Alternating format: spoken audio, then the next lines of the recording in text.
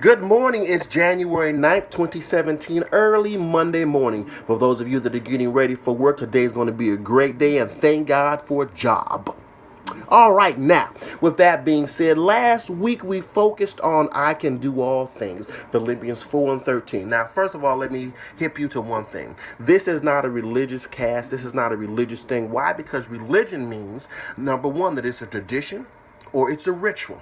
We've had enough tradition, we had enough ritual. What we need is relationship. So what I want you to focus on this week is fulfilling your relationship with the Father. Relationship leads to realness, and realness leads to unique experiences. Once again, relationship leads to realness, and realness leads to unique experiences.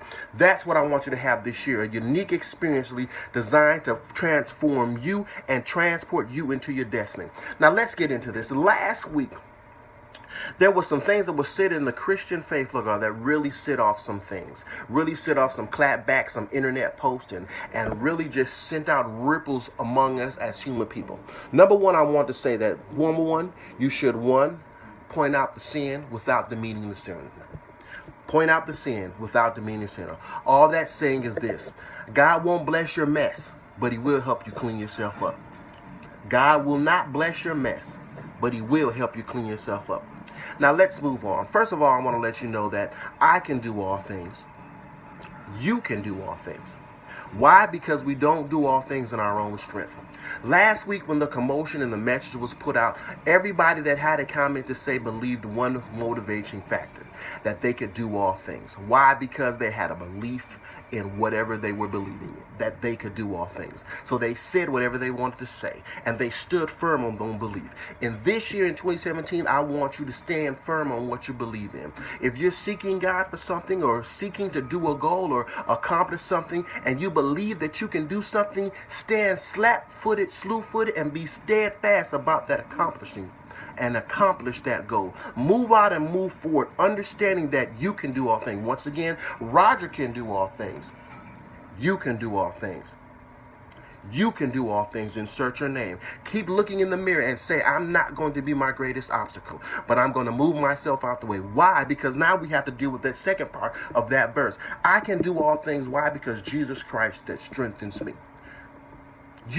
When you commit to do all things, you understand that you're just using your body or putting your body out there or your mind out there to step forward and move in your destiny. Why? Because you're not going in your own strength.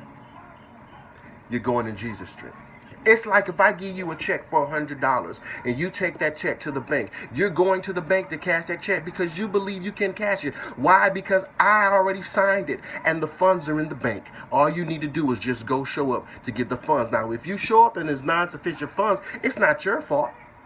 It's my fault. I'm the one that wrote the check. Why? Because if God's created you to do something and put a destiny on the inside of your heart and something for you to do that you feel good about doing or saying, he's going to make sure that it never comes up insufficient funds. Because why? Like ragu, it's already in there. Good.